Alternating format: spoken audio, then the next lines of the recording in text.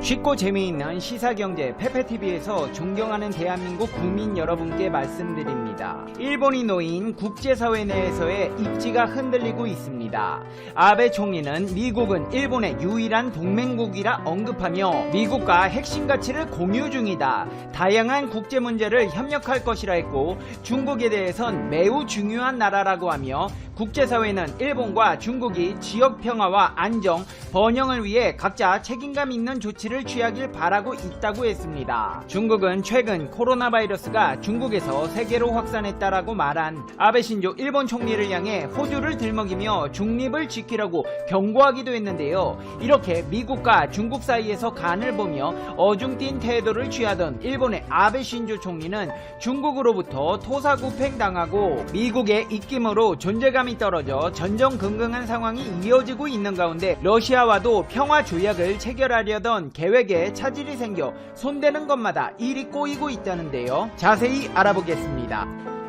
요미우리 신문의 보도에 의하면 시진핑 중국 국가주석은 일본 방문이 홍콩 정세 악화와 일본 여당 내 반발로 연내 성사되기도 어려워지고 있다고 전했습니다. 당초 올해 4월로 예정되었던 시 주석의 국빈 방일은 신종 코로나 바이러스 감염증 확산 여파로 연기된 상태입니다. 일본 정부 고위 관계자는 요미우리에서 시 주석을 연내 맞이할 수 있는 상황이 아니다. 지금 일본 상황도 여의치 않은 올해 안에 이루어지기는 힘들 것이라는 의견을 표명했습니다. 스가 요시히데 관방장관도 기자회견에서 시 주석의 연내 방위를 목표로 할 것이냐는 질문에 현 시점에서 중요한 것은 코로나19 확산 사태를 수습하는 것으로 정상외교의 구체적인 일정을 조정하는 단계는 아니문이다 라며 유보적으로 답변을 했습니다. 지난 4월로 예정되었던 시 주석의 방일이 연기된 것은 당초 코로나19 영향이었지만 지금은 중국의 홍콩 국가보안법 제정이 가장 큰 변수로 부상했습니다.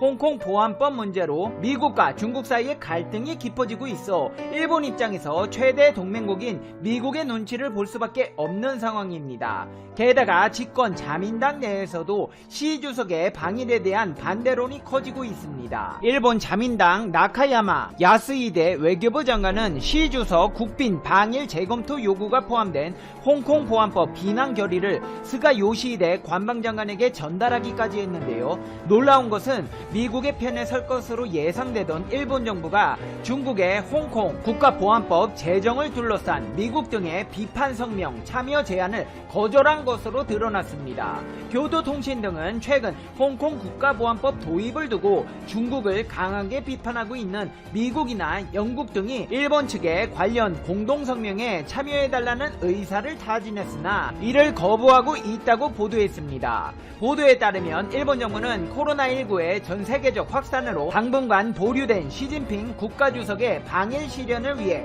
중국을 지나치게 자극하려는 것을 방지하기 위해 공동성명 참여를 거부한 것으로 알려졌습니다. 하지만 앞서 요미우리의 보도대로 시진핑 주석의 일본 연내 방문은 물 건너간 듯한데요. 한마디로 박지맨키로 여기 갔다 저기 갔다 난 누군가 또 여긴 어딘가 어떻게 해야 될지 갈피조차 못 잡고 있다는 것입니다. 특히 비판 성명 관계국 사이에서는 이 대응에 실망의 목소리가 나오고 있는 것으로 전해졌습니다. 교도통신은 특히 홍콩을 두고 미국과 유럽 등이 중국과의 대립을 심화하고 있는 가운데 이 같은 일본의 결단은 해당 국가의 균열을 낳을 수 있다고 우려의 목소리를 냈습니다.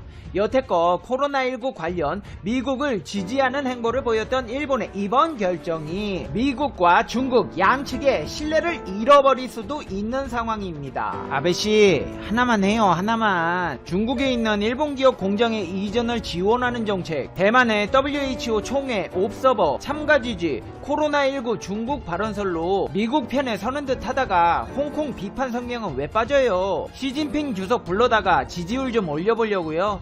참 얄팍하다 얄팍해. 아베 신조 일본 총리가 이렇게 얄팍한 생각으로 정치를 하다보니 러시아와의 갈등을 해소시킬 절호의 기회마저 날려버렸습니다. 무슨 말이냐고요? 아사히 신문은 아베 신조 일본 총리가 러시아의 대독일 전쟁 승리 75주년 기념식을 계기로 한 러시아 방문을 보류할 전망이라고 밝혔습니다. 보도에 따르면 아베 정권의 간부는 총리가 기념식을 위해 러시아를 방문하는 것은 없다. 이 이야기는 주목받지 않는 형태로 사라질 것이라고 설명했습니다. 이와 관련해 일본 외무성 간부는 러시아 측이 옛 소련 국가 인사회에는 기념식에 폭넓게 초청하지 않을 방침인 것을 일본 정부가 확인했다고 전했습니다. 애초 러시아는 올해 5월 9일로 예정돼 있던 전승 기념식에 아베 총리를 초대했고 아베 총리는 이에 따라 러시아를 방문할 계획이었으나 신종 코로나 바이러스 감염증이 확산하면서 러시아가 행사를 연기했습니다. 블라디미르 푸틴 러시아 대통령은 기념식이 이달 24일에 열린다고 새로 일정을 발표했습니다. 아베 총리는 기념식을 계기로 러시아를 방문하면 푸틴 대통령과의 정상회담을 하고 정체 상태인 러일 평화조약 체결을 위한 협상을 진전시키려 했습니다. 임기 내 체결될 가능성이 물거품으로 날아가 버린 상황입니다. 일본 정부 대변인인 스가 요시히데 관방장관은 러시아의 기념식에 총리가 참석할지 아무것도 결정되지 않았다. 초대 여부 등은 외교상 대화이며 답변을 삼가하겠다고 말하기 창피한 사안에서 늘 그래왔듯 명확한 답변을 유보했습니다. 자, 미국, 중국, 러시아 3개국으로부터 미운털이 박히고 있는 일본의 아베 신조 총리. 그렇다면 한국과는 친하게 지내려 노력하고 있을까요? 아닙니다. 강제징용 문제를 둘러싼 한일 갈등의 마지노선으로 여겨져 오던 일본 기업의 국내 자산 현금화 절차가 본격 개시되면서 양국 관계가 다시 거세 파도를 만나게 되었습니다. 일본 정부는 모든 선택지를 검토하고 있다며 현금화 조치 시 보복을 공언하고 있어 한일 관계가 파국으로 치닫을 가능성이 커졌다는 관측이 나오고 있습니다. 대구지법 포항지원은 일본 제철이 소유한 자산 압류 결정문을 공시 송달하기로 결정한 상황인데요. 효력 발생 시점은 2달 뒤인 8월 4일로 이때부터 현금화 절차가 본격적으로 진행됩니다. 최소 2달 안에 해법이 마련되지 않는다면 강제징용 문제의 외교적 해결은 물 건너가고 양국의 관계는 정말 돌아올 수 없는 강을 건너게 됩니다. 일본 정부는 현금화가 이루어지면 심각한 상황이 초래될 것이라며 강력 대응을 예고하고 있습니다. 앞서 산케이 신문은 지난달 30일 일본 정부가 한국 측 자산을 압류하면 한국산 제품 관세 인상 등 2자릿수 보복 조치를 준비하고 있다고 보도했습니다. 아베씨, 빨리 한국에 미안하다고 사과하고 강제징용 보상해줘요. 지금 자존심 세울 때가 아니에요. 큰일 났어요. 지금 한국 건드려서 살아남을 수가 없어요. 우리나라가 지금 세계 최고의 선진국으로 발돋움하고 있거든요. 홍군형 나기 전에 빨리 90도로 고개 팍 숙이고 눈물의 사죄를 하세요. 이렇게 좋은 말로 타이른다고 일본이 들어먹을까요?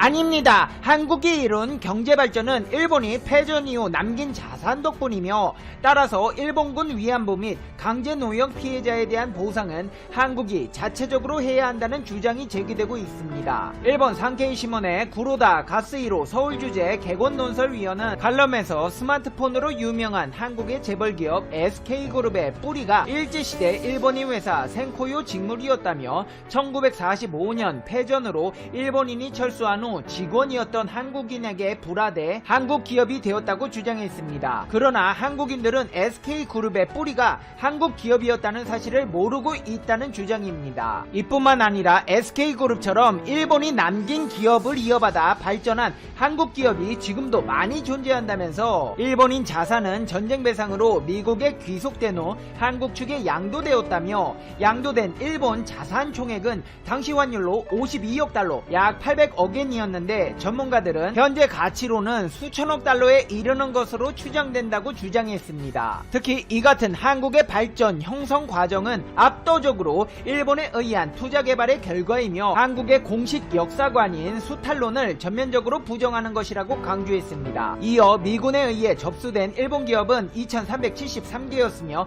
이것들이 한국 소유가 되면서 경제 발전의 기초가 되었다고 주장했습니다. 한국이 소유한 방대한 일본 자산 자산을 감안한다면 이제 와서 징용공 보상 문제로 일본 기업의 자산을 압류하는 일도 없을 것이다. 이른바 과거 보상 문제를 모두 한국에서 처리하면 끝나는 이야기라고 주장했습니다. 아니 사실 참 옛날부터 이런 헛소리 많이 들었죠. 일본이 해줘서 한국 경제가 이만큼 발전했다. 일본이 두고 간 것들로 한국이 선진국이 되었다.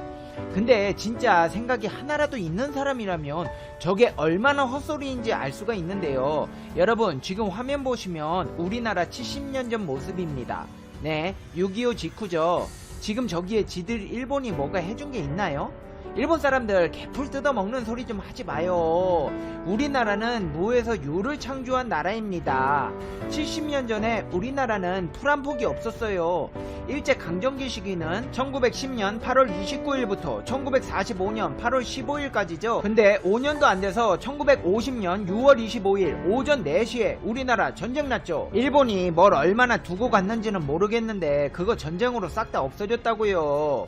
근데 뭐? 일본이 두고 간 걸로 우리나라가 발전했다고요? 이런 식민지 근대화로는 다른 나라는 모르겠는데 우리나라에는 해당 사항이 전혀 없습니다. 그러니까 일본 분들 헛소리 그만하세요. 열받게 하지 말고요. 일본의 헛짓거리는 여기서 그치지 않는데요. 한국 해군은 해경, 공군과 함께 지난 2일 민간 선박의 영해 침범과 군사적 위협 상황을 가정한 동해 영토 수호 훈련을 실시했습니다. 이번 훈련에는 함정 7, 8척과 F-15K를 포함한 항공기 4~5대가 참가한 것으로 알려졌는데요. 이에 대해 일본 정부는 올해 처음 실시된 한국의 독도 방어 훈련과 관련해 독도 영유권을 거듭 주장하면서 한국 정부에 강하게 항의했다고 밝혔습니다. 일본 정부 대변인인 스가 요시히데 관방장관은 기자회견에서 한국의 이번 다케시마 관련 훈련은 독도가 역사적 사실에 비춰보거나 국제법상으로도 명백하게 일본 고유 영토임을 고려하면